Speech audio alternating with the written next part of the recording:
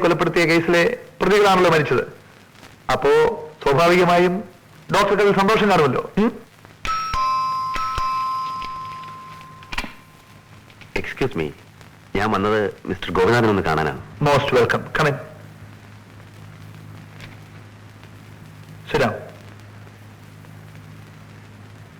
ഞാൻ തന്നെ എന്നെ സ്വയം പരിചയപ്പെടുത്താം. ഡോക്ടർ രാമേന്ദ്രൻ. എനിക്കറിയാം. Well, that makes it easy. ഞാൻ വന്നത് ഒരു റിക്വസ്റ്റുമായിട്ടാണ്.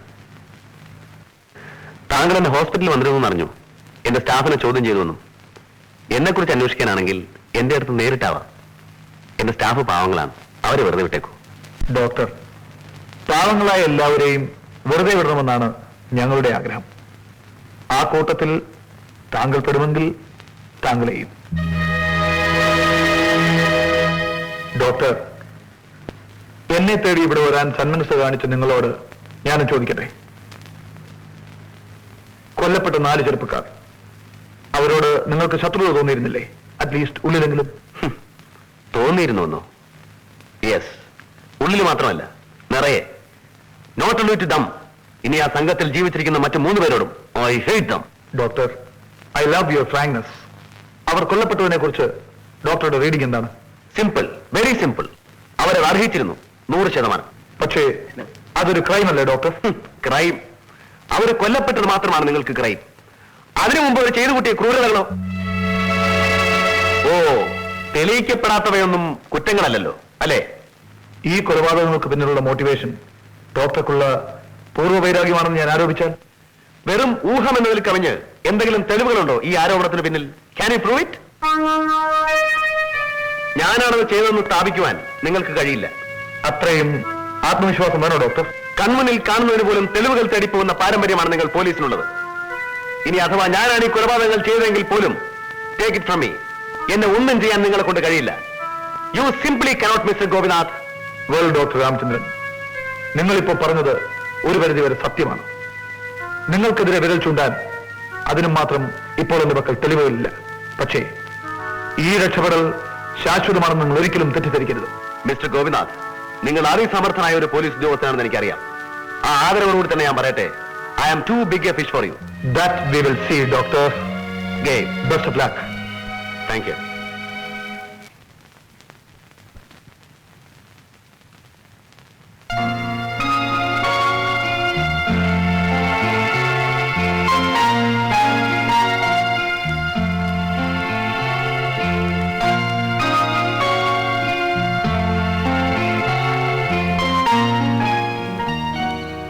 എന്താ ഇത്?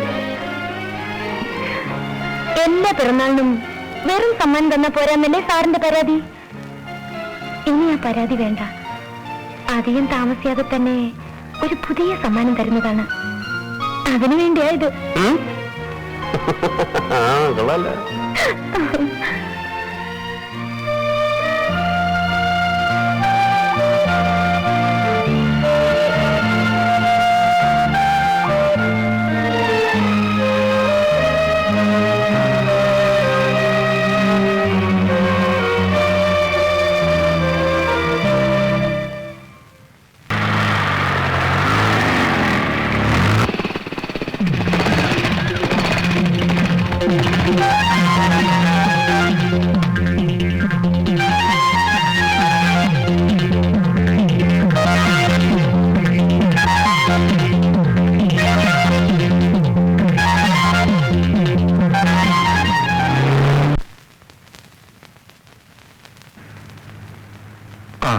എന്താ വേണം സാറേ? പെട്ടെന്ന് നെഞ്ചുവേദനയും കൂടി ഡോക്ടർ. വീട്ടിലാരെയും കാണുന്നില്ലല്ലോ. അവരെല്ലാം ഒരു കല്യാണത്തിന് പോയിരിക്കുക. കുറച്ച് ചൂടുള്ള എടുത്തിട്ട്.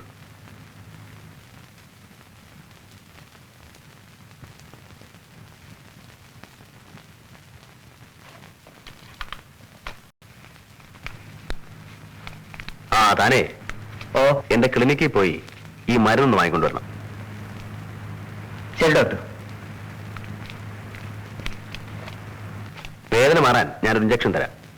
ഒരല്പം മയക്കുണ്ടാവും, കുഴപ്പമില്ലല്ലോ. ഒന്നുമില്ല ഡോക്ടർ.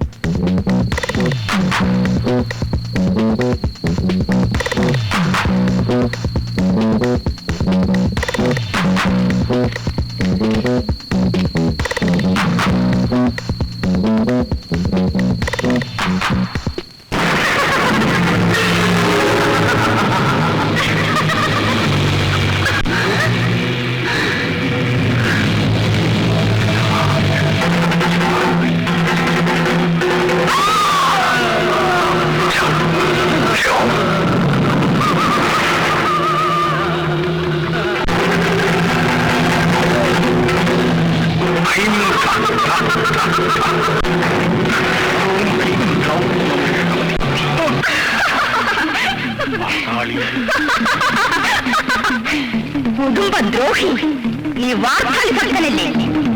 നിന്റെ ദുർദേവത നിന്നെ രക്ഷിക്കും. എന്താ വാർത്താളിന്റെ കൈ കണ്ടോ?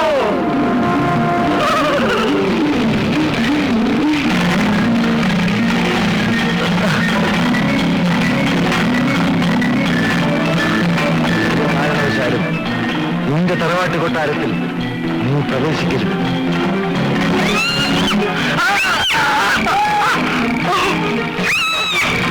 കൃഷ്ണപ്രഭുവിനെ വന്ദിക്കുകയോ നിന്ദിക്കുകയോ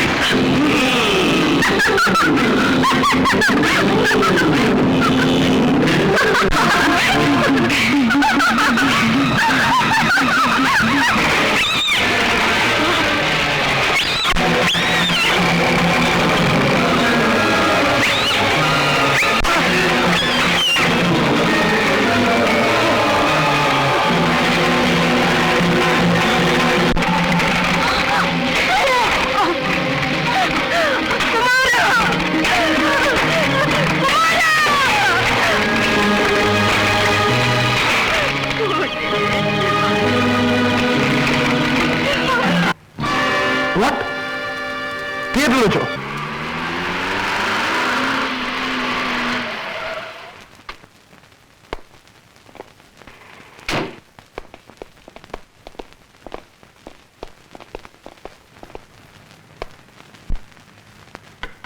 May I come in? Yes, come in. അല്ല, ഡോക്ടർ പോകുന്നു. ഡോക്ടർ വന്നിട്ട് 1 മണിക്കൂറിൽ കൂടുതലായല്ലോ. ഇദ്ദേഹത്തെ അറിയില്ലേ? റിട്ടയർഡ് ഹൈക്കോടതി ജഡ്ജി AP ഗോവിന്ദ മേനോൻ. അറിയാം. ഞങ്ങൾ ആശുപത്രിയിൽ ഡോക്ടറെ തേടി പോയിരുന്നു. എന്താ സാർ, അത്യാവശ്യമായിട്ട് വല്ല? പോട്ടെ.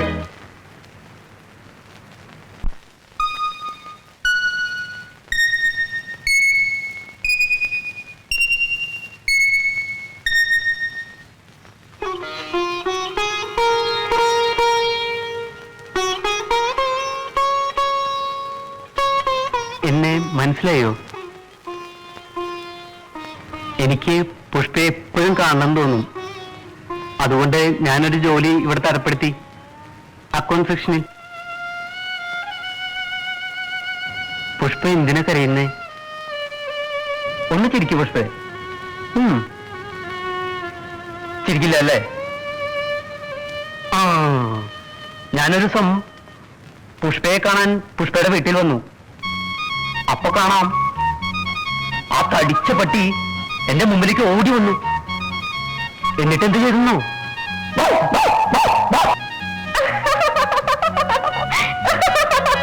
അപ്പൊ എനിക്ക് ദേഷ്യം വന്നു. ഞാൻ കല്ലെടുത്ത് ഒറ്റ കയറ്.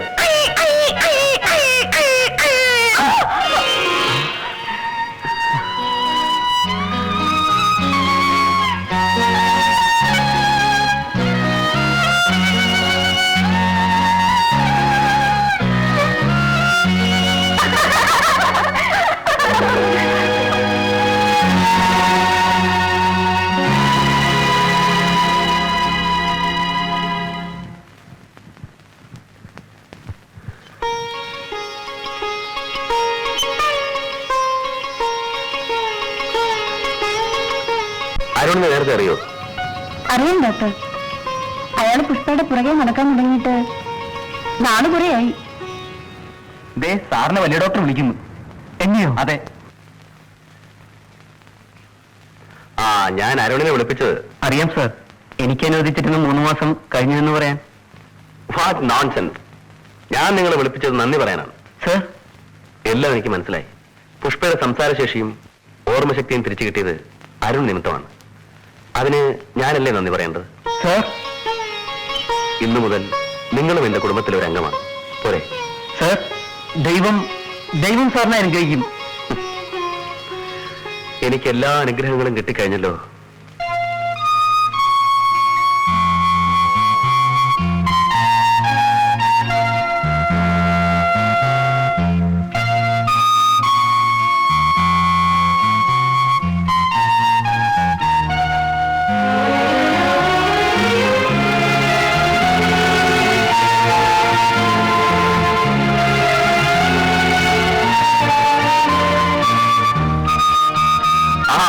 ഇതുവരെ ഒരിയും കഴിഞ്ഞില്ലേ? ഈ കിടന്ന മാറ്റിനിക്ക് പോയിട്ട് സെക്കൻഡ് ഷോക്ക് പോലും പോകാൻ പറ്റുമല്ലോ. എപ്പോ നോക്കിയാലും ഈ ചേട്ടനെ കളിയാക്കൽ തന്നെയാ. ആ അതുപോട്ടെ, ഈ സാരി ഏതാണെന്ന് പറയാമോ? ഇവിടെ നോക്കട്ടെ. ശ്ശോ, കഴിഞ്ഞ ബർത്ത്ഡേക്ക് എനിക്ക് വാങ്ങി തന്നതാ. ഞാനോ? പിന്നാരാ?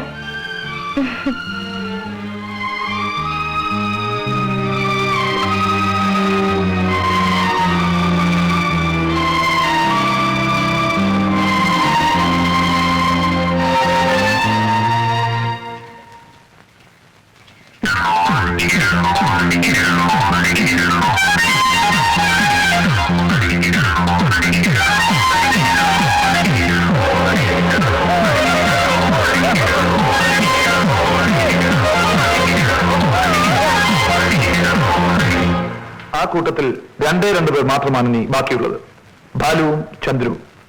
അതിൽ ബാലു ഭാഗ്യത്തിന് അമ്മാവന്റെ കൂടെ ഡൽഹിയിലാണ്, MP നന്ദൻ മേനോന്റെ ക്വാർട്ടേഴ്സിൽ. Well, so far so safe. നമുക്കിനി സൂക്ഷിക്കാനുള്ളത് ചന്ദ്രുവിനെയാണ്. അത് പറഞ്ഞപ്പോഴാണ് സാർ ഓർത്തത്. ചന്ദ്രു സെക്രട്ടറി ആയിട്ടുള്ള ഫ്രണ്ട്സ് ആർട്സ് അക്കാഡമിക്ക ഒരു ഡിസ്കോ നൈറ്റ് സംഘടിപ്പിക്കുന്നുണ്ട്. നാളെ വൈകിട്ട് ഫൈനാൻസ് ഹാളിൽ.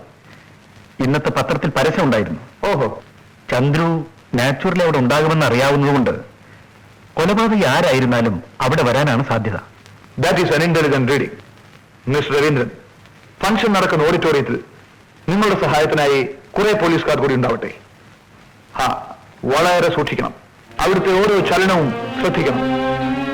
കൊലപാതകി അവിടെ കടക്കുകയാണെങ്കിൽ ഒരു കാരണവശാലും കൈവിട്ടു പോകരുത്.